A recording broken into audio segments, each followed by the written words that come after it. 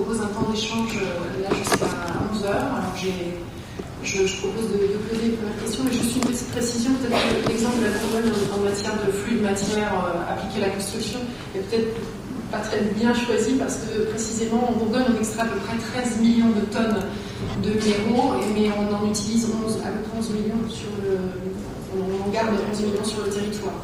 Alors peut-être que là il y a des spécificités justement territoriales selon leur degré d'urbanisation.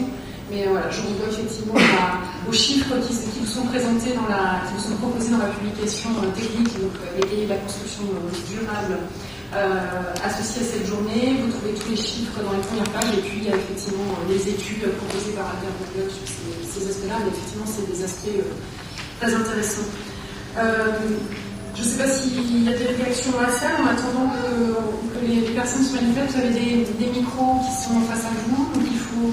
vous avez un bouton vert, si ma mémoire est bonne, qui vous permet de prendre la parole. Donc, on vous propose un temps d'échange.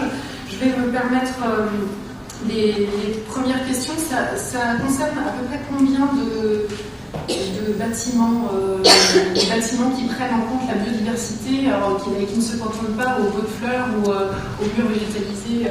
C'est à peu près combien de... Est-ce que vous avez une idée du nombre d'opérations que ça concerne?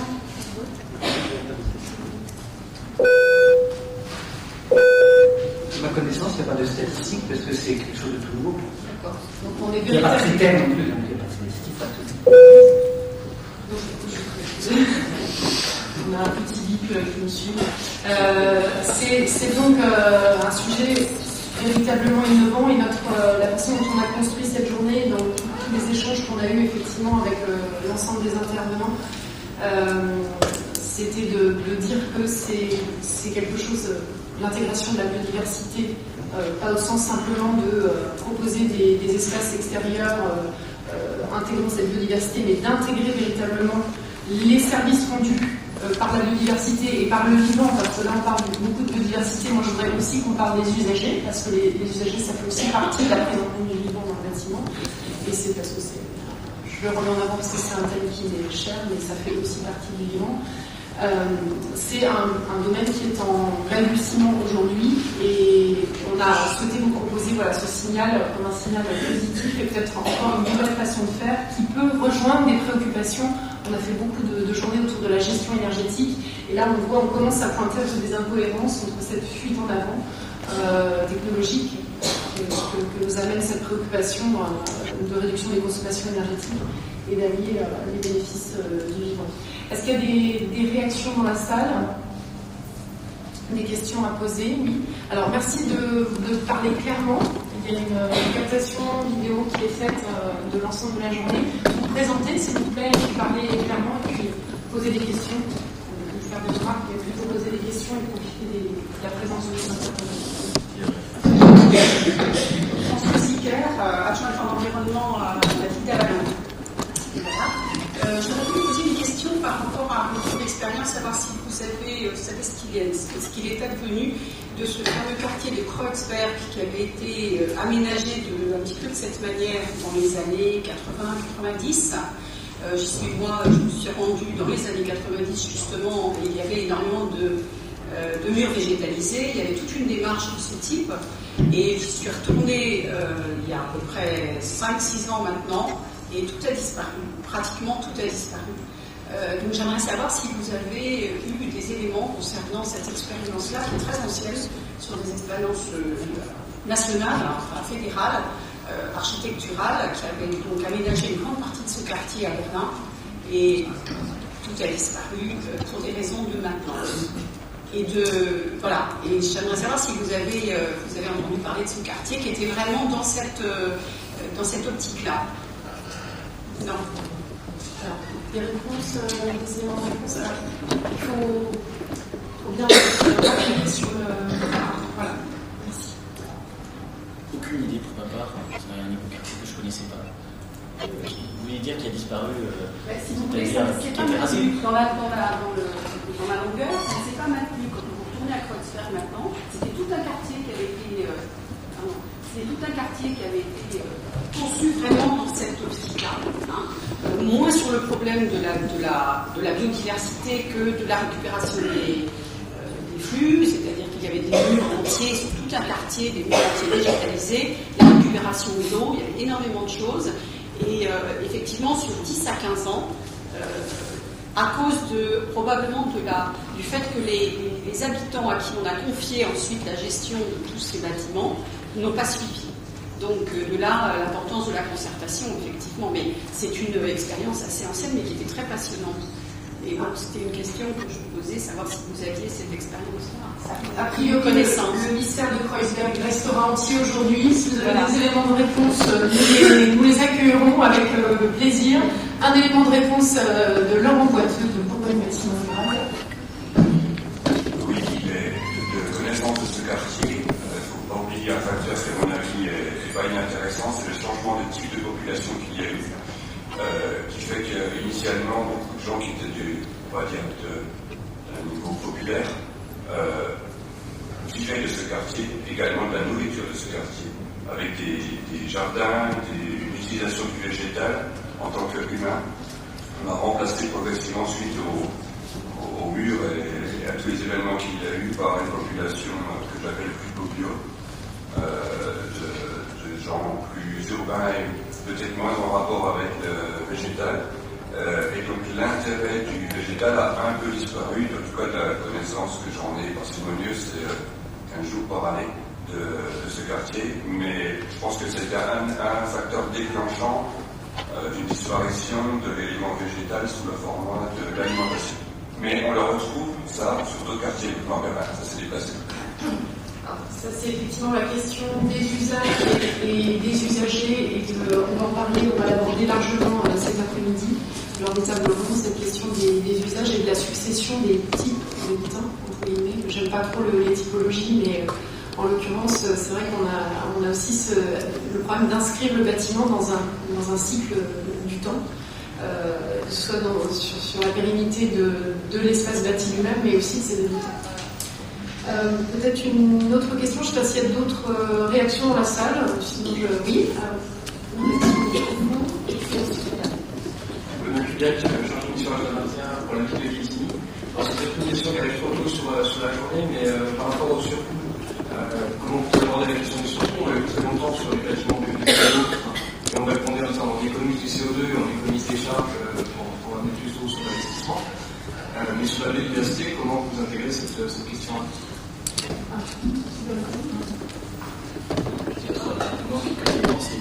C'est une vraie question. C'est la question du coût de la biodiversité. Alors il y a ceux qui nous disent la biodiversité c'est trop cher, on ne peut pas la prendre en compte. Il y a ceux qui nous disent au contraire c'est pas cher, vous voyez, installer un nichoir, mettre des plantes, ça pousse tout seul, c'est pas cher, etc. Je crois qu'il y a les deux réponses. Si on s'y prend tard, on peut faire les choses effectivement pas très chères, très naturalistes, installer une ruche, etc., laisser pousser son jardin, mieux gérer, et c'est pas très cher. Si on s'y prend en amont, je suis de ceux qui pensent qu'il y a un coût d'investissement non négligeable. Quand on fait des bâtiments sur pilotis, ça coûte plus cher. Quand on utilise des matériaux biosourcés aujourd'hui, le marché n'étant pas organisé pour les obtenir, évidemment, ça coûte un peu plus cher. Quand il faut changer le design architectural, ça coûte un peu plus cher. Ou une dernière réponse qui est entre les deux, c'est moi je pars du principe que tout projet de bâtiment est coûteux et qu'après il y a des arbitrages à faire entre les différents postes.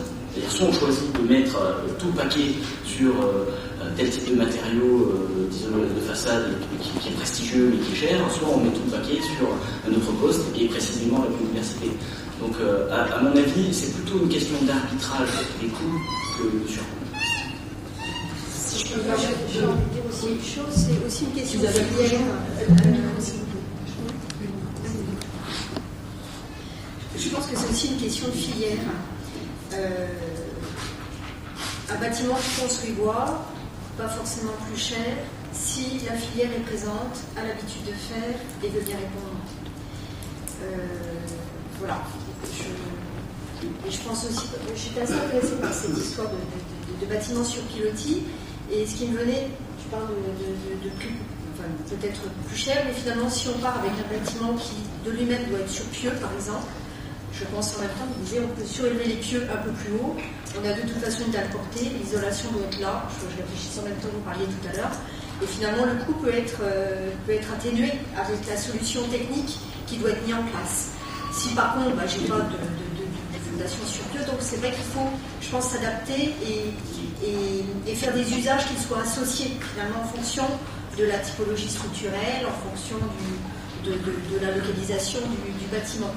Et puis sur la biodiversité, donc c'est ce que je disais un petit peu tout à l'heure, en amont, si on fait de la gestion alternative de l'eau pluviale, avec des bassins plantés, les techniques mises en place, on va dire, ne sont pas forcément plus chères, puisqu'il y a peut-être un peu de terrassement, donc on peut utiliser la terre sur place. Le végétal n'a pas un coût excessif, puisqu'on peut démarrer très bas et revenir 5-6 ans après, ce qui était les expériences de bassins de rétention. Au début, on est très très déçus, parce qu'on met des tout petits boulots, on met des sauts, pour pas que ce soit cher, on est déçus du résultat. Et j'ai des retours il n'y a pas très longtemps de bassins 7-8 ans après, où je suis moi-même estomaquée de l'îlot de verdure qui s'est créé avec un petit peu de gestion organisée et de la qualité de ce petit espace qui fait finalement, au lieu de mettre des VRD enterrés, coûteux, avec de l'imperméabilisation, en créant un petit îlot, un petit bassin et un débit limité, on peut créer vraiment un îlot de verdure à moindre prix. Donc c'est vraiment anticiper les solutions végétales entre autres et faire en sorte qu'elles ne disparaissent pas à la fin du projet, donc ça c'est vraiment primordial. Et puis après les solutions de filière, c'est vraiment assez aléatoire, donc il y a peut-être d'autres tours d'architectes ici présents qui ont peut-être d'autres solutions, mais les prix c'est assez aléatoire finalement. Certains vous diront on rentre bien l'opération en bois, pour une type d'opération on ne trouve pas la filière, on ne trouve pas les constructeurs qui peuvent le faire, on repart dans une autre technique, par exemple la sonnerie Ciporex, qui finalement rentre très très bien dans le budget. Voilà. Mais de l'anticipation, la communication en amont, et puis pas céder sur les sujets de verre dans le bâtiment, ne pas céder, pas perdre ce budget à la fin qui représente finalement pas un très très gros budget sur la totalité de l'opération. Il y a une question qui va nous permettre d'aller doucement sur la transition, donc à la deuxième partie de la matinée. Réponse d'Olivier Moine. Je voulais juste rajouter à notre réflexion 2 points. Vous avez parlé, en gros, on a parlé d'un coût de construction. Il faut penser coût global, c'est coût de construction et coût d'entretien, coût d'animation dans la biodiversité. Et puis il faut parler de valeur aussi. Nous, je vous en parlerai tout à l'heure, mais on a des opérateurs immobiliers qui s'intéressent à la valeur verte, la rapidité de revente de ces aménités, etc. Et je pense que la question de la valeur, de la contribution de la biodiversité à la valeur d'un bien immobilier, c'est quand même quelque chose d'intéressant. On sait bien qu'une belle maison avec un très beau jardin, ça se vend plus vite qu'une maison avec un jardin dégradé. Alors, si je puis me permettre de compléter, c'est un sujet qui traverse les questions environnementales avec, il y a quelques années, l'édition du rapport Stern, qui avait essayé de chiffrer les bénéfices économiques rendus par la biodiversité. Voilà, c'est des questions qui subsistent. Je vous renvoie pour ça, on a fait un atelier instant des bâtiments en novembre dernier, sur lequel on a fait un compte rendu que vous pourrez lire dans la nouvelle lettre d'information que Bourgogne Bâtiment Durable vous propose et qui s'appelle Émergence Bourgogne. On a tout un dossier sur cette approche en économie circulaire, approche en coût global étendu, coût global élargi. Bien sans plus attendre, je vais proposer, Marc, vous restez avec nous toute la journée, je vous propose de compléter tout à l'heure. Vous êtes notre grand témoin qui va nous accompagner. On n'a plus de temps pour les questions, on prendra, il y a un autre temps d'échange ensuite. Bon, alors très rapidement, s'il vous plaît. J'ai été zappée. Oui, j'étais très en retard, excusez-moi, j'ai eu du mal d'arriver à bon port, donc j'ai pas entendu la première intervention. Et moi j'ai une grosse question, je suis Michel Bourgeois, architecte urbaniste sur Besançon. Donc j'ai une grosse question, comment on peut, d'une manière juridique, avec quelque chose d'opposable, apporter la biodiversité ou imposer, parce que j'ai plusieurs cas, imposer la biodiversité quelque part, ou se battre pour conserver quelque chose de qualité qui existe, ou l'imposer. J'ai 2 exemples sur Besançon, ils sont dans le cadre de la reconversion urbaine, ils sont en train de travailler sur un terrain qui est l'ancien site de la caserne Vauban. Quand on visite le site, il y a des endroits où il y a des bandes plantées avec une qualité de biodiversité très grande. Il y a des orchidées, il y a des tas de papillons et tout. Et l'intervenant qui a travaillé sur ce site, qui a fait l'étude de faisabilité, il a fait table rase sur le terrain. Il y avait 700 logements à construire, on a fait table rase et tout ce qui était là est bien sûr perdu définitivement. Et d'un autre côté, donc j'interviens, je fais des PLU. Là, je suis en train de travailler sur un PLU avec une démarche AU et une trame verte et bleue. Mais on n'a aucun moyen, si ce n'est dans le cahier des précaux, qui viennent en annexe des PLU et qui ne sont pas opposables, on n'a aucun moyen d'imposer quoi que ce soit. Alors, peut-être vous avez des idées, peut-être il y a des choses qui se trament. J'aimerais bien pouvoir avoir une réponse sur ce sujet-là. Si vous permettez, donc merci de votre question. Effectivement, les excuses pour avoir zappé votre demande d'intervention. Il est déjà 11h05. Je vous propose qu'on ne prenne pas trop de temps de retard puisque ces questions vont être abordées au cours de la journée. Donc, droit opposable, comment imposer cette prise en compte de la biodiversité. Il me semble que ça relève un petit peu de la responsabilité du maître d'ouvrage. On va tout de suite rentrer dans la logique de gestion du projet et je pense qu'on va revoir ces éléments-là. Question qu'on garde donc en mémoire. Alors, je vais tout de suite passer la parole.